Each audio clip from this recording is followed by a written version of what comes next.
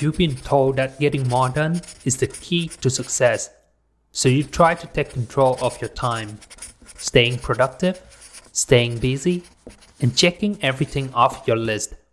Yet, somehow, you still feel overwhelmed and behind. What if the real issue isn't how you manage your time, but your relationship with it? 4,000 Weeks by Oliver Burkeman is a philosophical book that explores our relationship with time in a modern society dominated by hustle culture. I would also call it a productivity book, but not in the traditional sense. It doesn't promise to help you do more in less time. Instead, it shows you how to do more of what actually matters by letting go of the pressure to do it all. In this video, I will break down 5 life-changing lessons from the book that can help you live a more fulfilling life, even with the insanely limited time we all get. Because if you're lucky enough to live to 80, you have about 4,000 weeks. That's it. The question isn't how to stretch that time or cram in as many activities as possible.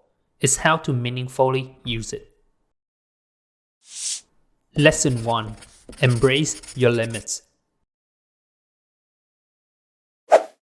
We've been granted the mental capacities to make almost infinitely ambitious plans, yet practically no time at all to put them into action. As a result, we turn to books, apps, devices, and products in an attempt to squeeze the most out of our time. But 4,000 Weeks starts with a bold truth. You will never get everything done. No matter how optimized your system is or how disciplined you become, the math doesn't change.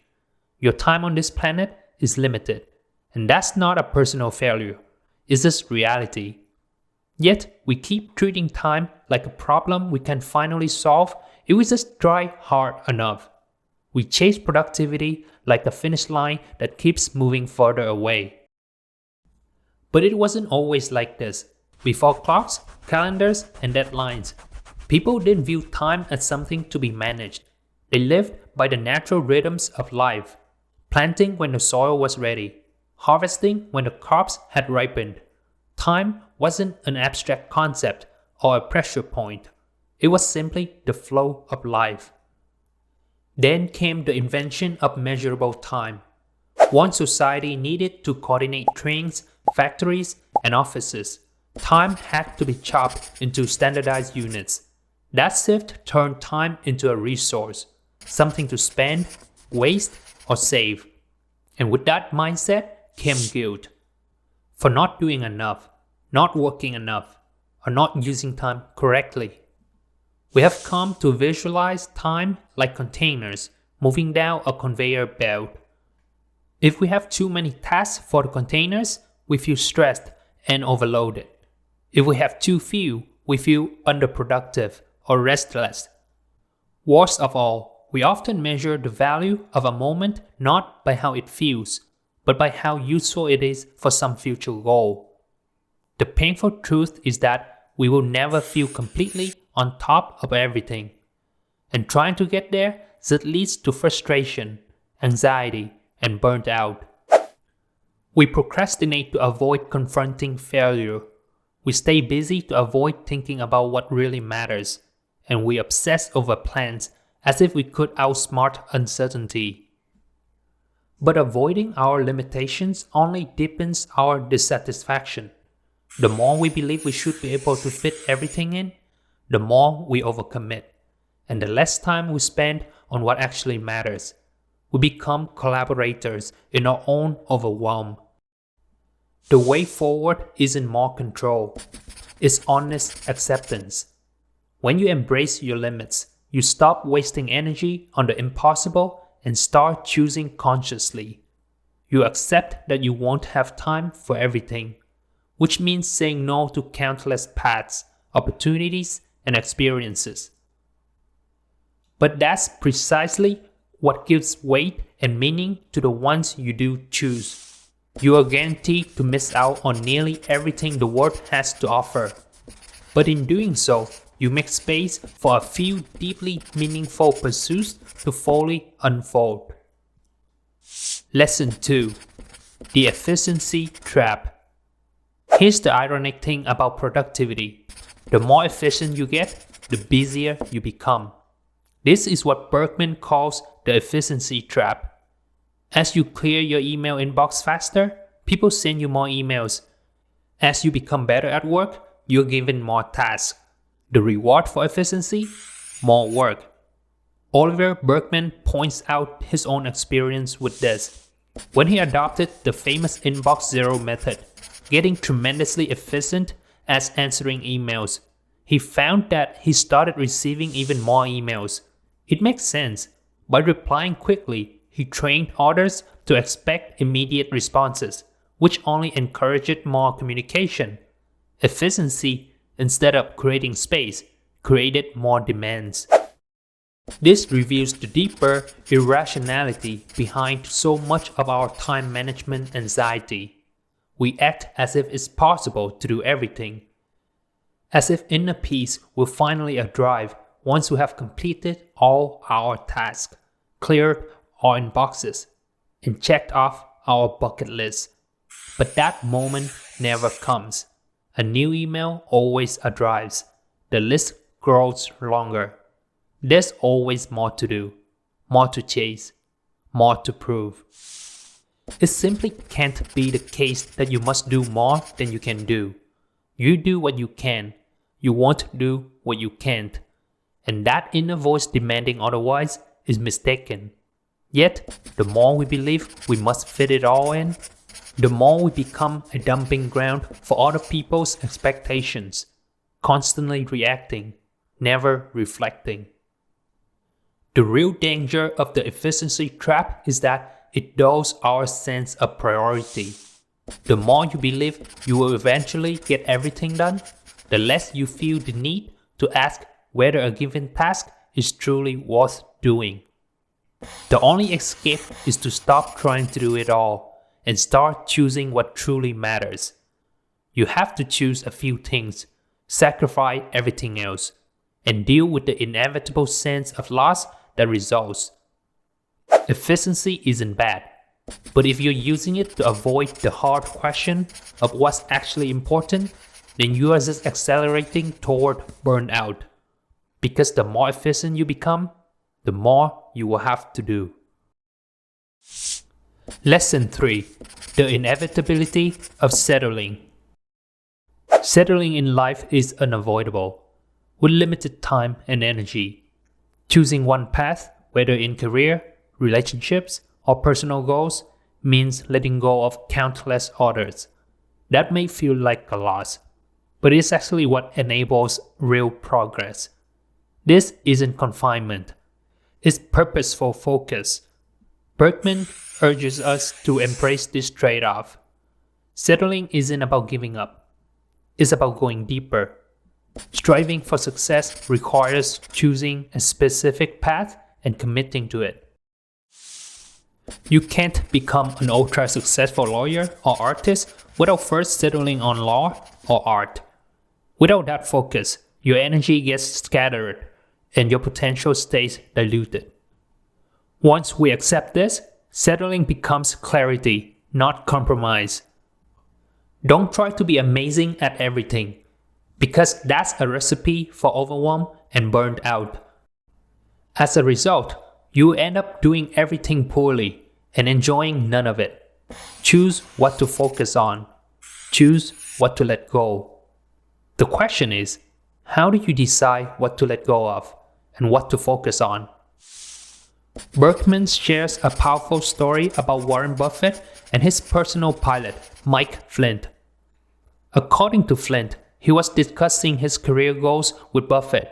Then his boss proposed a simple exercise. Step 1. Buffett asked Flint to write down his top 25 career goals. So Flint took some time and listed them all out. If you want to follow along, pause the video and do it now. Alright, step 2.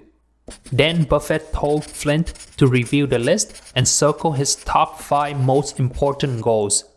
Again, Flint paused, thought deeply, and chose the 5 that mattered most to him. Step 3. At this point, Flint had two lists. List A was his top 5, and List B was the other 20 he didn't circle. Flint told Buffett he would start working on the top 5 right away. As for the remaining 20, he said they were still important, so he'd work on them when he had the time. That's when Buffett stopped him. He said, "No, you've got it wrong, Mike. Everything you didn't circle just became your avoid at all costs list. No matter what, these things get no attention from you until you have succeeded with your top 5. The logic is clear. The remaining 20 are not unimportant. That's what makes them dangerous. They are just important enough to distract you from what matters most. They tempt you into spreading yourself too thin." Burkeman uses this story to highlight the power of focused failure, of consciously choosing what to neglect, so you can give your best to the few things that truly count. Why? Because it's not the unimportant stuff that ruins our focus. It's the moderately important stuff. The tempting side projects, the half-interesting opportunities, the okay but not great relationships. Choosing what to neglect is hard, but doing so gives you the space to go all in on the few things that truly light you up. So ask yourself, what am I willing to be mediocre at so I can be great at what matters most? Lesson 4. Rest is not a reward. Rest is often treated as a productivity hack, a quick recharge so you can return to the hustle. But this mindset misses the point. It turns rest into just another tool for output, rather than allowing it to be something valuable in its own right. Today, we experience leisure only in terms of its usefulness. We read to get better at our jobs, rest to become more productive, or take a day off working out to be stronger tomorrow. It's a utilitarian mindset where every activity, even leisure, must lead to improvement. This thinking has deep historical roots. With industrialization and the rise of hourly wages, leisure becomes sharply separated from work, and valuable only to the extent that it supported productivity.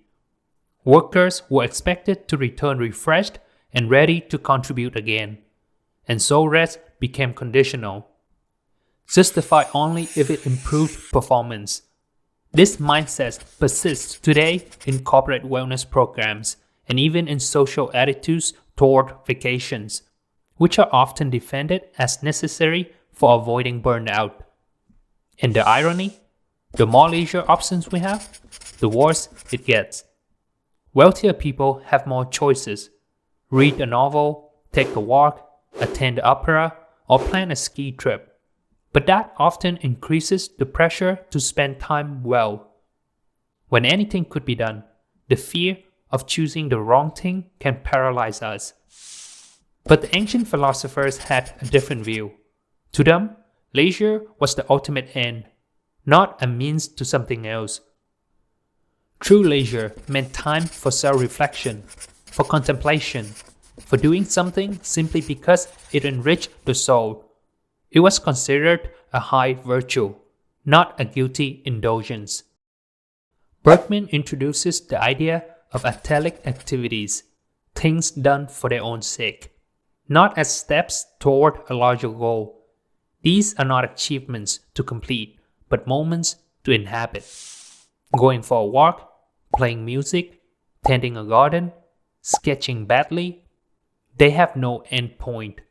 You can stop doing them, and eventually you will, but there's nothing to finish. A good hobby, in fact, might feel a little bit embarrassing. That's often a sign you are doing it for yourself, not to impress anyone or build toward some socially approved outcome. You don't need to be great at it.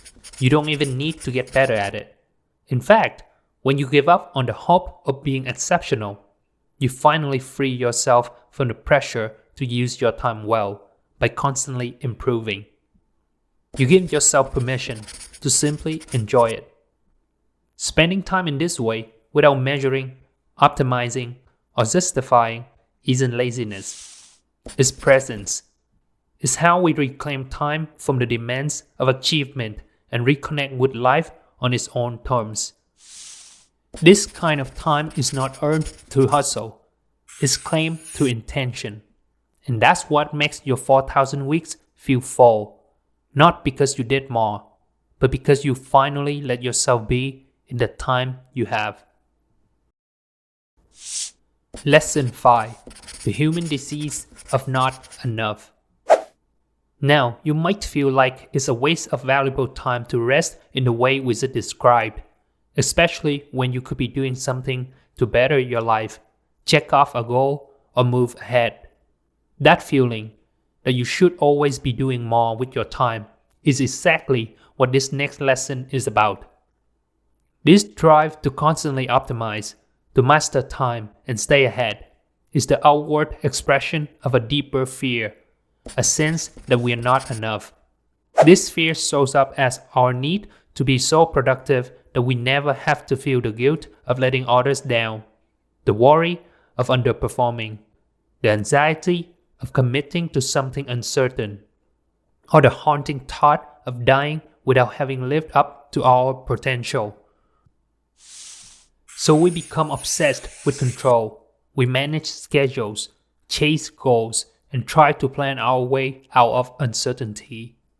We hope that if we get productive enough, we'll finally feel safe, accomplished, and worthy. But the truth is, we don't have time.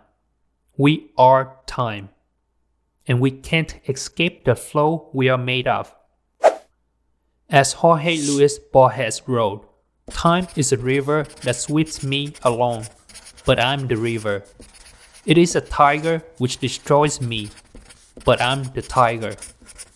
It is a fire which consumes me, but I'm the fire. You can't escape to safety when the river is you. That means feeling uncertain and exposed is just part of being alive. In every moment, anything might happen, from a sudden message that ruins your plans to a loss that changes your life. We can't predict or control it all, and that's what makes life feel both fragile and real. This realization is uncomfortable. It forces us to admit how little control we actually have. But within that discomfort lies freedom. Once we accept that total mastery over time is a myth, we stop postponing life and start living it. You don't need to wait until everything is perfectly aligned. You don't need to earn your worth through flawless productivity. The present isn't just preparation. It's the only place life ever happens. Even the most meaningful long-term goals, like parenting, building businesses, or tackling global issues, only matter in the moments you're present for them. This isn't to say those efforts are unimportant. They are some of the most meaningful things we can do. But their value lies not in distant outcomes, but in how we show up for the work today. Letting go of control means embracing life as it unfolds. It means understanding that you don't need to be more, do more, or prove more to justify your existence. You are enough. It's perfectly natural to have a preference for the future, but anxiety arises when we demand certainty over how things will turn out. Peace doesn't come from controlling the outcome. It comes from releasing the need to. Life doesn't start when you feel ready. It's happening now. And now is all you ever get. That wraps up my 5 lessons from the book 4,000 Weeks by Oliver Burkeman. If this video helped you rethink time and productivity, give it a like, leave a comment with the lesson that resonated most, and subscribe for more videos about entrepreneurship and success. Thanks for watching, and remember, you can't do it all, but you can choose what matters.